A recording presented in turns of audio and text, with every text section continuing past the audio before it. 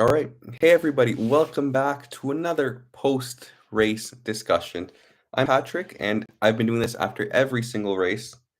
So I'm going to keep doing this and hopefully continue to do this after every race as the season goes on. Now, as we know, today we had the Chinese Grand Prix, which is a venue we haven't been racing at for the past 2019. So what's that, 5 years? I think 5 years. Nobody has raced in China in the past 5 years. So this was a pretty big moment for Formula One because nobody had seen these generation of cars race in China.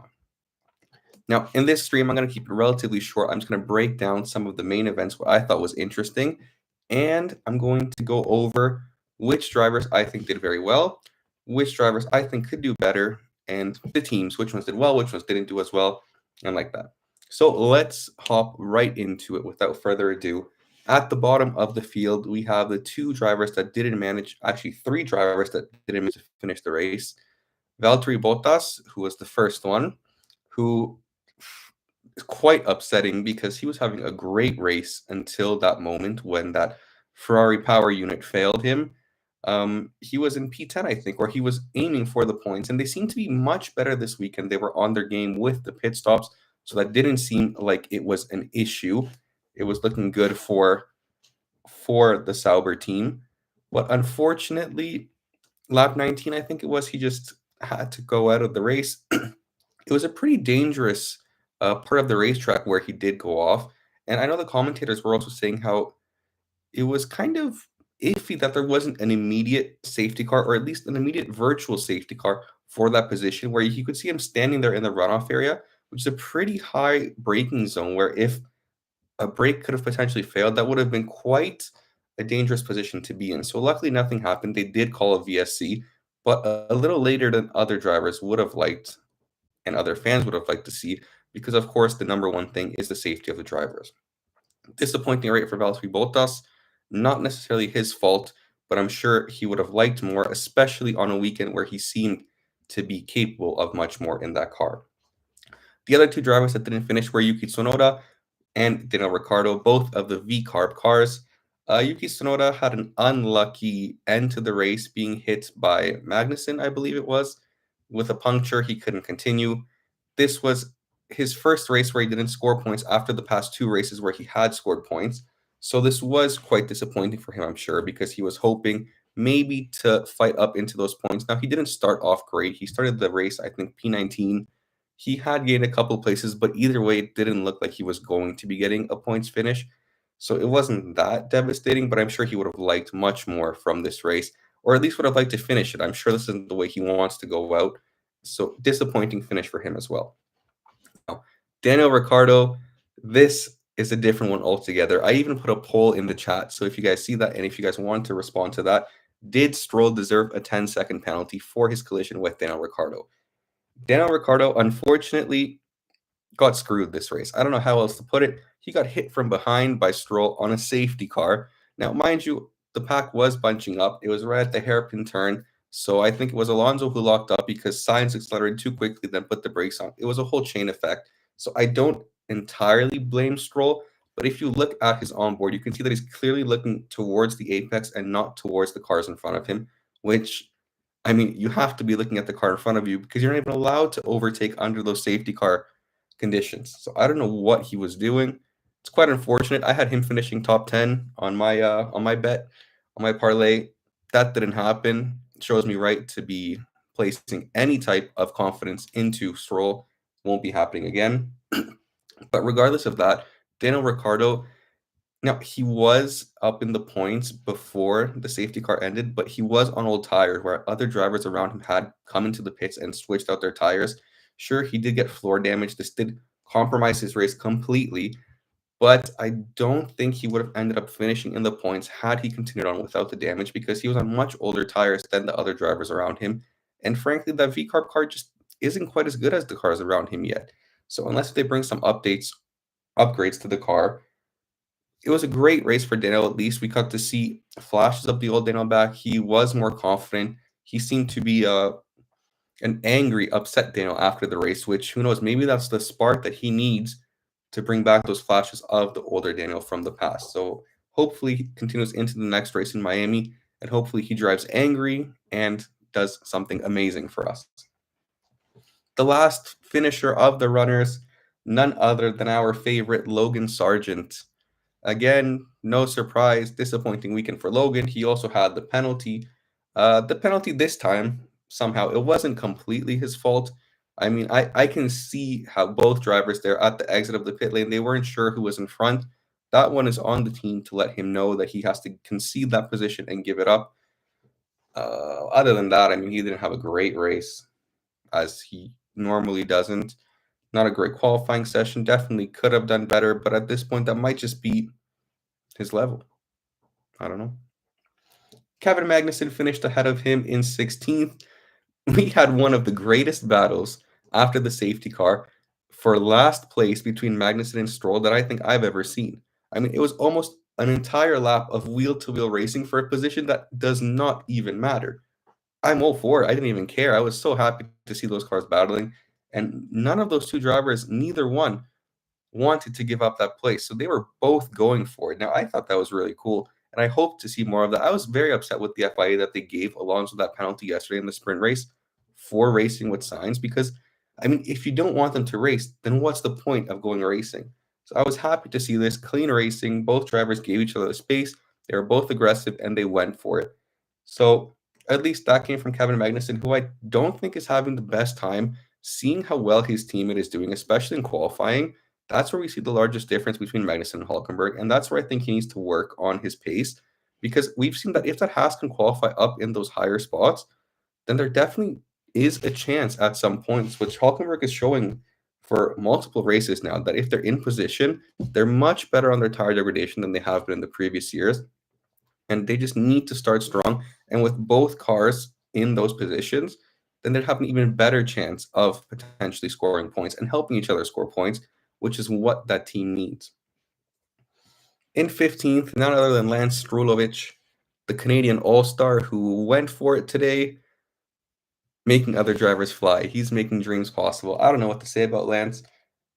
I think he should have been more on top of it. I don't know. It's sad because it's not entirely his fault. He didn't entirely deserve that 10-second or that 10-second penalty.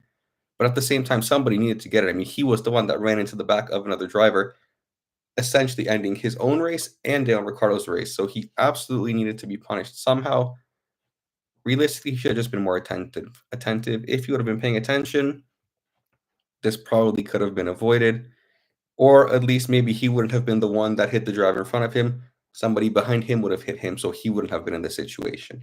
Either way, poor race for Lance Stroll, who is being outclassed the entire season by his teammate, which, in all fairness, is Fernando Alonso. So it's not hard to be outclassed by Fernando Alonso, but you do still want to see better from Lance Stroll, who at this point needs to prove that he belongs in that team, not just because his father owns the team.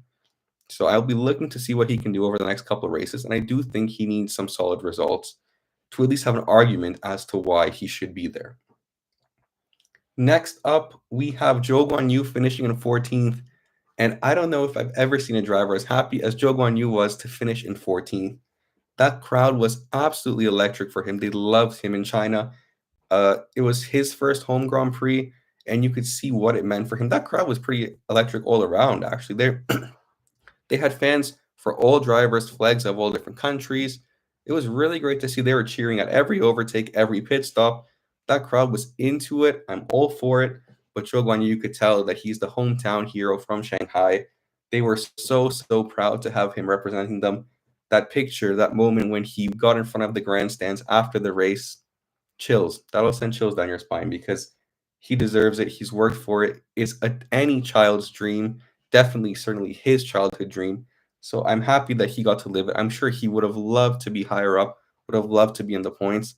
But considering all that had happened throughout the race until this point, I'm sure he's happy to just be there, to be present, to be finishing that race and getting that standing ovation in front of his home crowd. I hope somebody gives him a seat next year because just for that moment alone, I would love to see him there again, see him continue improving, and I'm sure all of China would love to have him as well. So hopefully this is not his only Chinese Grand Prix in his career. Pierre Gasly finished P13, which Hey, if you would have asked me last race, that's a great result for that Alpine car. They seem to have stepped it up quite a bit over the course of these weeks since our last Japanese Grand Prix. Uh, he wasn't too happy on the radio. He was complaining quite a bit about being pushed off by some of the Williams drivers. But overall, you know, good race for Gasly, especially since he had that long pit stop. I think it was around, I don't know, 19, 20 seconds when they couldn't get that back right wheel on. I don't know what was happening there. Either way, glad the engineer wasn't hurt, and happy that he managed to finish pretty high up on the scoreboard. For that Alpine car, this is a great weekend, great improvements. Hopefully, they'll continue to make that step forward come the next couple of races, and they will continue to improve every time they're out there. In between Pierre Gasly and Esteban Ocon, we had Alexander Albon who finished in 12th. Now, again, his results always look very good because we are comparing him directly to his teammate Logan Sargent, who's always doing very poorly. Okay, so Alex Albon himself said it was a pretty boring race. He felt like he was in an Alpine baguette. He specified that it's a baguette because they're French, right? Smart.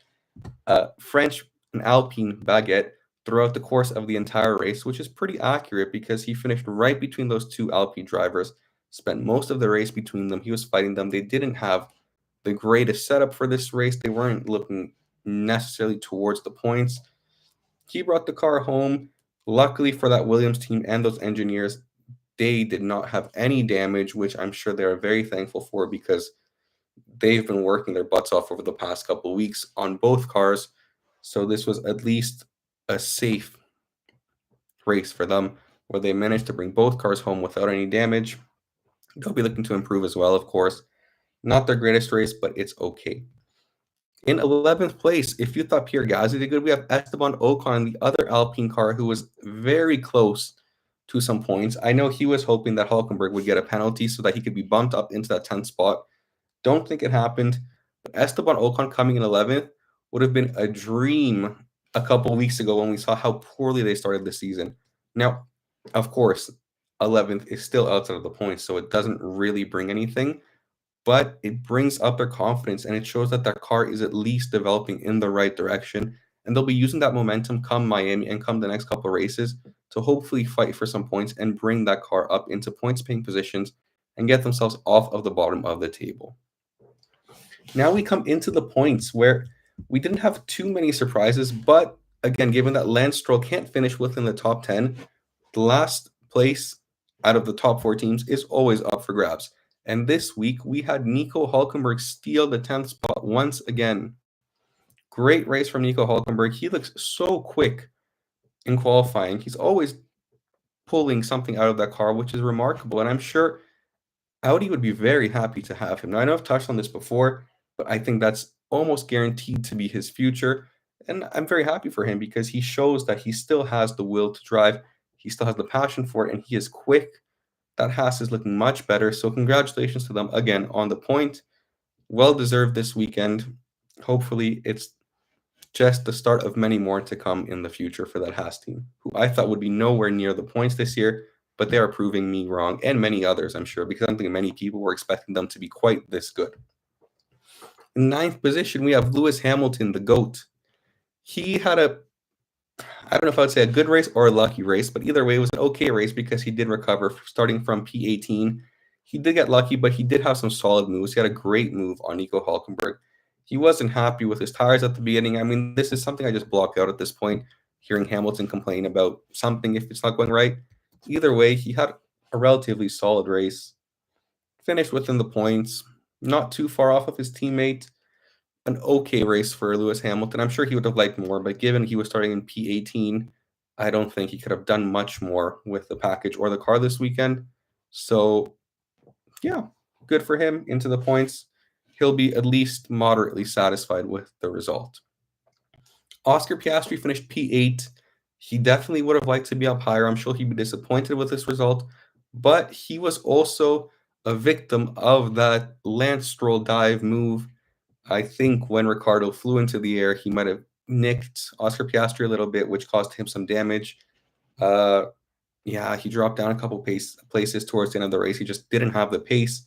I'm sure the damage had quite a bit to do with it. He would have liked more. He'll be disappointed, but at least he finishes within the points, which is some solid points for the McLaren team.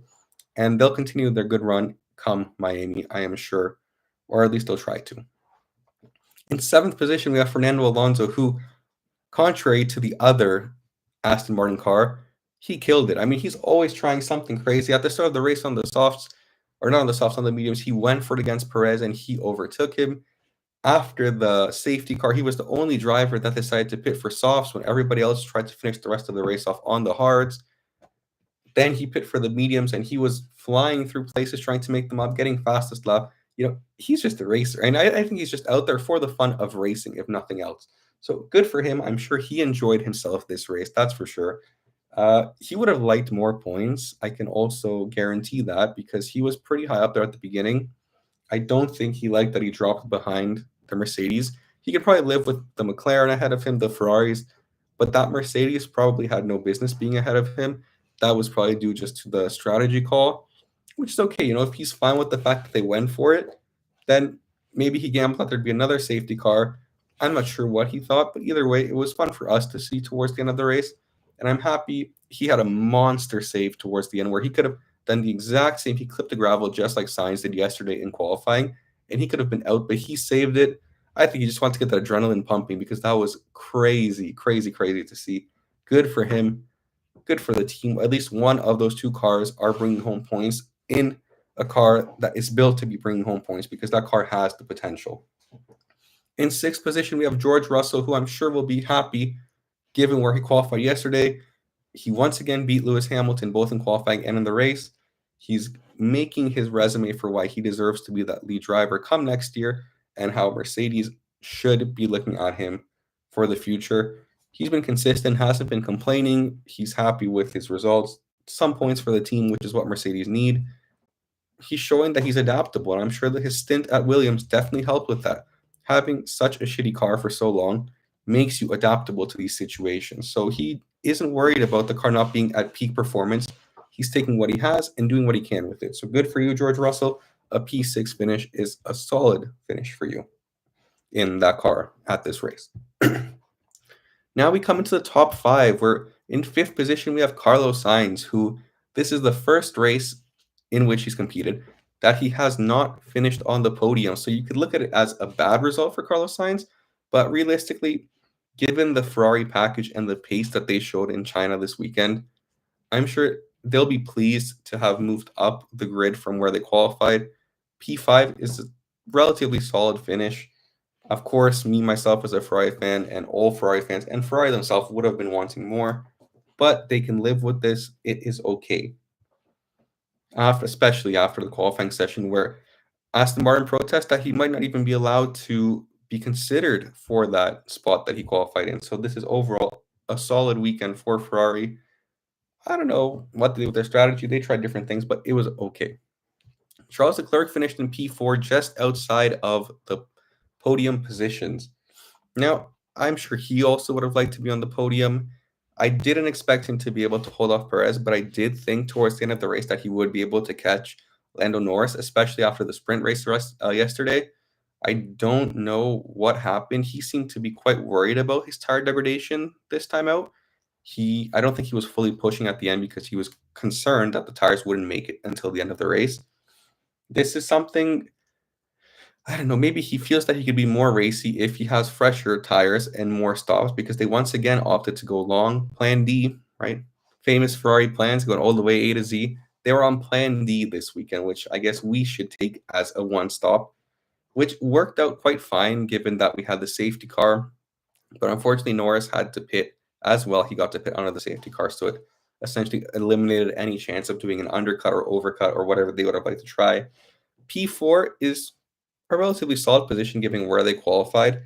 They would like more. They would definitely like to be right behind those Red Bulls, and that's what they'll be working to. They have upgrades coming in as well in Imola, I think. That's when they said they'll have their next upgrades. But for now, their main focus, I'm sure, is to just be ahead of the McLaren teams for sure and as close to Red Bull as possible. And this weekend, not only were they not necessarily close to Red Bull, but they were behind the McLaren as well. So they need to work on it a bit. Charles Leclerc said he has worked on his qualifying pace. He did outqualify Sainz yesterday, but that Ferrari still qualified pretty low in the order compared to where they should be, which is 3 to 5 at least, in my opinion, given the car's ability and the talent of those drivers, especially Leclerc, who is a wizard in qualifying. Into the podium positions, in third place, we had Sergio Perez, who is crazy to say, but he will be very disappointed finishing in third place after he qualified on the front row in second. And they have the pace that Red Bull is a rocket ship. So there is no reason he should be anywhere outside of second place. Again, first place is reserved for Max Verstappen 2024. No debate there, no issues there. But Sergio Perez has to be consistently finishing P2 to show that he deserves that seat come next year. Not much more to say to that. I don't know why he wasn't able to catch Norris at the end because Max was still creating a gap on Norris. Maybe he's just not quite as comfortable with the car, but he would have liked at least a P2. He didn't get it, so he'll be happy with the points, but he'll know he could have gotten more from this race. In second place, we have Lando Norris, who apparently doesn't show any more emotion when he's on that podium. I cannot wait for him to actually win a race so that all of this talk about him not being able to win a race, all the pressure that's definitely getting to his head, it just disappears because he was on fire. Now, I don't know how he did it. He didn't even think he could do it. He went against the team for the downshift using the engine braking, whatever. He just wanted to secure that second position, and he did so beautifully. It wasn't even a contest. He was much quicker than Perez at the end, much quicker than Leclerc before Perez, and quicker than Perez. Unfortunately, not close enough to Max yet, but that's just been the story for the last couple of years. They said they're confident that they're getting closer. They're working on it. He seems to be very happy in that team, which is good for him. And I truly, truly hope he gets that win soon because he deserves it. And yeah, he's going to be much more enlightened or much more free after he does get that first win. And all of this talk about podiums without a win just disappears. So good job, Lando Norris. I'm sure he'll be wanting more, but this is more than they could have hoped for. So overall, very solid weekend for McLaren, especially for Lando Norris. In first position, I don't even need to mention it, Max Verstappen. He seemed to be enjoying himself on the last lap. He was doing power slides. He told GP to turn on the onboard camera to watch him do the power slides. He was having fun. Great race for Red Bull after he obliterated the field in the sprint race. He said the car felt even better during the qualifying session after they made the changes to the setup. I don't know what more we can want from this guy. He is unreal on another level. And I don't even think it's fair to say somebody has to stop him because, just let him be great. I don't even know. Good race. He'll be looking for another one in Miami. I don't think he's too caught up on the wins anymore. It's just like clockwork for him at this point. Overall, a relatively entertaining race. A bit too much time under the safety cars. It was unfortunate that we got the second safety car right after the first safety car. Now, very unfortunate race for the V-Carbs who had both cars finish. They didn't finish, but they also finished outside of the points. So that'll be a disappointing weekend for them, an especially disappointing weekend for the Sauber car because Bottas was in a position to be getting some points, and it's quite unfortunate. They seem to have fixed some of their pit stop issues, however, which is a very solid sign going forward. Ferrari also will have to work on their pace. McLaren, they look positive. They should be positive after this weekend. Red Bull, of course, they're going to be happy. They'll be chatting with Perez to do better next time, but a 1-3 isn't that bad. Overall, a pretty entertaining race. The next race, once again, is a sprint race in Miami. It's a back-to-back sprint race. I don't know how I feel about that. I mean, I've made my opinions on sprint races and sprint weekends overall known in my last video, so you guys can check that out if you haven't already. I think it takes away from the weekend, from the excitement, from the build up to the qualifying session, and from the race itself, because we basically already know what's going to happen. I mean, after yesterday, I could have told you that Max is going to run away with this one, which he did. It would have been an even larger gap if we didn't have a safety car. I do, as its own entity, enjoy the sprint race because it's just racing, but as a weekend whole, I just don't see the need for it. Again, that's just my position on it. Maybe you guys think differently. That is fine. Everybody's allowed to have their own opinions.